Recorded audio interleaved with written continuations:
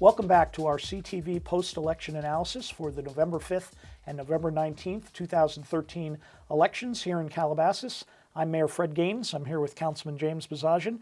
James, the 45th Assembly District became an open seat when Bob Blumenfield was elected to the LA City Council in July. Special election held in September with the general and a runoff in November.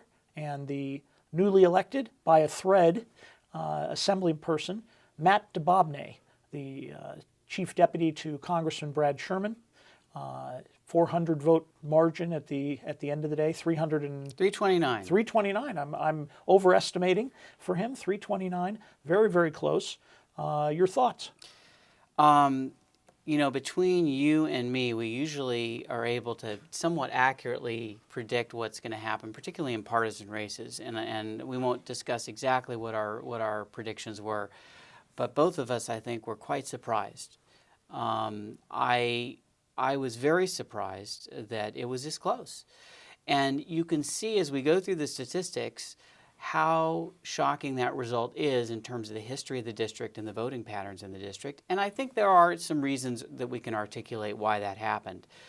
Even so, not only us, but none of the pundits, neither the parties, neither the candidates probably really felt it was going to be as close as it was.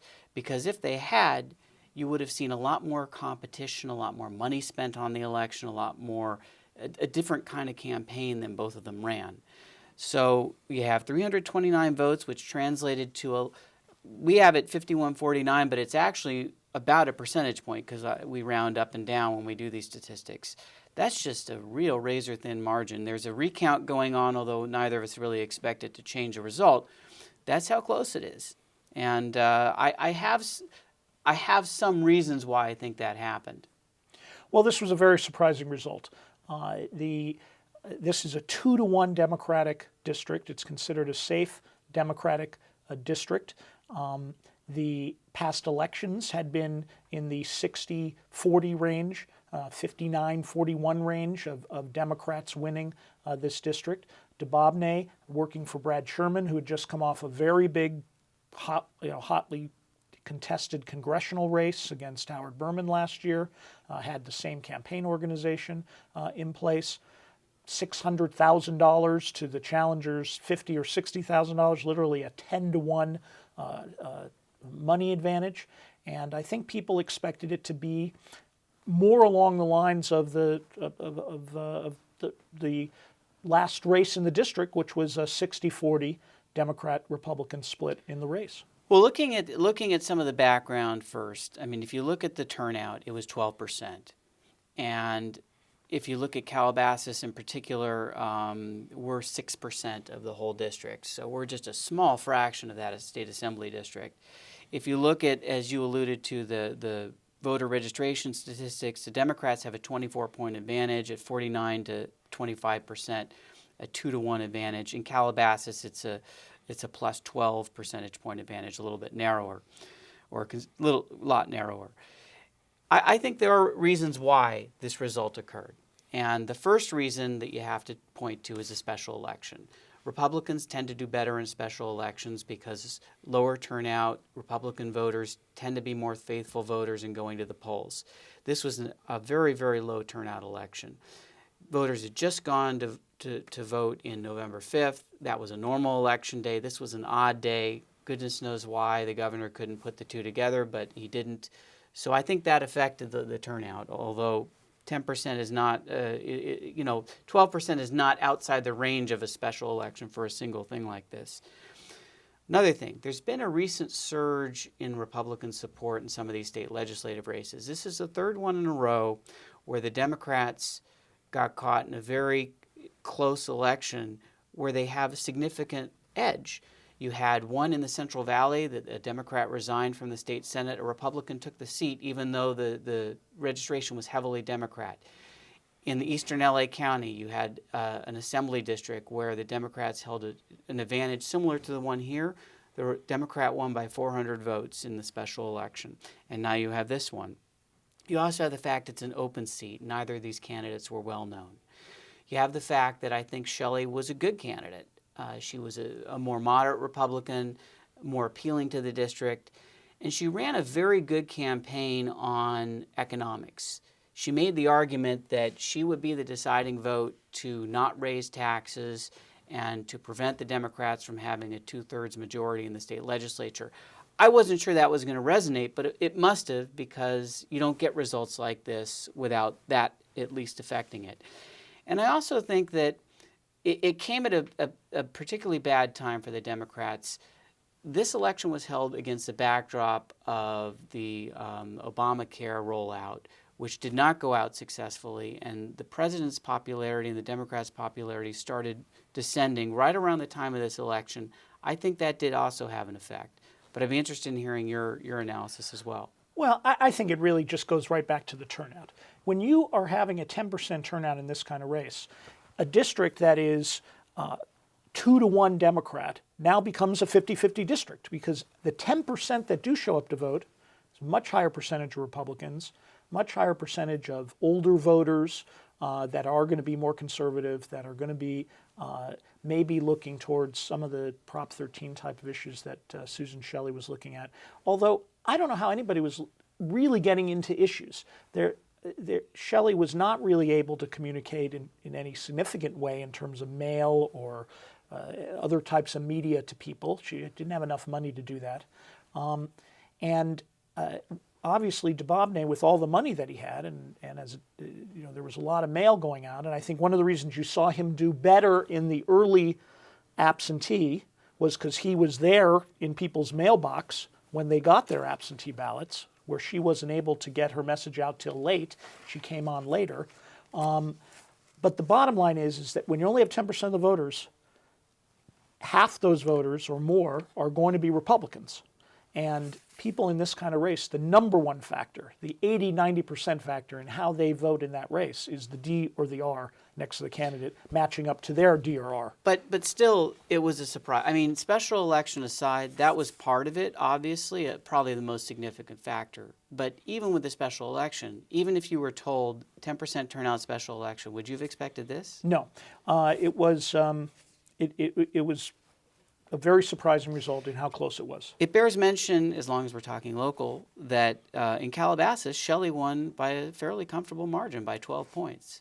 And she actually won every precinct here, which is very rare for this kind of situation, which I found very interesting in going over the results. You touched on something that was important. It's not normally a statistic that we look at, but the variance in the vote by mail and the precinct vote was substantial in this race. There was a swing of 18 percentage points between those totals. That's one statistic. The other statistic is that the vote by mail, particularly in a low turnout election, tends to be magnified. 71% of the total votes were cast by mail. That's got to be a near record for this kind of election. And you see Dubovne winning the vote by mail or absentee vote by 6 percentage points. The precinct vote, which was much smaller in total, Shelley won by 12 points. And usually, not as much as it used to be 20 or 30 years ago, but usually the Republicans do better in the absentee vote. I think Shelley closed well. And I think for the other reasons you mentioned regarding Dubovne perhaps targeting absentee or vote by mail voters more, but I think Shelley did close well and narrowed the gap and just didn't get enough of her voters to the polls to make the difference. You know, and again, when you have this kind of low turnout election, it shows you some of the ways that these things can be skewed. You have this early absentee, 71% vote by mail. If you have the money and you're able to get out early and your opponent is not, you have a lot of votes in the can before the other candidate's message or issue is even out on the plate. On the other side of it, here's a $600,000 campaign that didn't get anybody out to vote on election day. Good old-fashioned get out the vote is just not happening. They're doing a lot of mail. I got 10, 12 pieces of mail, but they're not getting people out the door and into a polling booth anymore, which is a tough thing to do. But also, Susan Shelley and the Republicans have to kick themselves that if they made out of 500,000 people who live in this assembly district, if they could have got another 300 of them to show up on election day, 300, They could have found that in Calabasas. they could have had, they could have taken a very surprising election seat. So people are just not doing the old-fashioned get out the vote that becomes way more important in these low turnout elections. You know, and it just is it was very interesting. You're right. Shelley would have made the extra effort, and the Republicans, if they had known. But if everyone had known, the Democrats would have made the effort too, and they would have had some significant advantage in this district in doing so, I think. Let me ask you, special elections. We just last week had the 26th special election in the state of California this year, each one of them costing $1 million or more, all with voter turnouts of 20% or less, many of them in the 10% range. What should we be doing in the state of California? Is this something that we need to change? I think it's a result in some part of term limits, because what's happening is a lot of these people are running for other offices prematurely before their term's up because they realize they're in their last term or their last term's coming around. They're looking for the next office to run to. That accounts for about half of these special elections. I don't know what to do. Consolidate elections, make it, this one could have been put on the November 5th election, I think. I mean, that would have resolved that. It's hard to say that there's been talk about having the governor appoint, but really I think that would be unfairly partisan. I mean, you wouldn't want the governor appointing in every single district without limitation. And it would also, there's a little separation of powers. There's been 11 special elections so far in 1 year. Do you want a legislature that's picked by the governor in large part? I mean, that would kind of, detract from having a separate legislative body if you're going to have so many people beholden to the governor directly. So I'm not sure what the answer is. Maybe loosening of term limits a little bit more would help.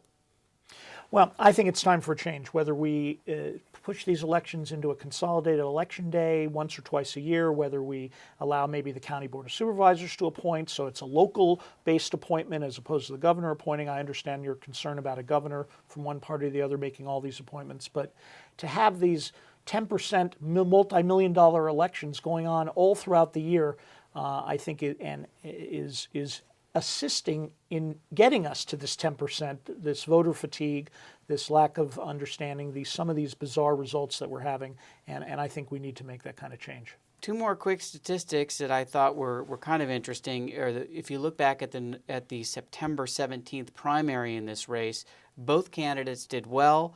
DeBobney got 25% out of 11 candidates. Shelley got 21%. You look at Calabasas, Shelley got 28% to DeBobney's 21%. I thought the 28% figure was quite impressive given the 11 candidates and the fact that neither of them, and as far as I know, none of the candidates were from Calabasas. She's Jewish, member of a local temple. I think there were some personal relationships people had in the community, so she was a good candidate. And we're very likely to see these same two candidates 6 months from now in a June primary election next year. And before we go, just to remind everybody of the November 2012 elections, Blumenfield won by 26 percentage points overall, and it was a little more competitive in Calabasas, but that's the narrowed gap that you find that Shelley got. Quick final question for you. You just mentioned the two candidates are likely to face off again in November.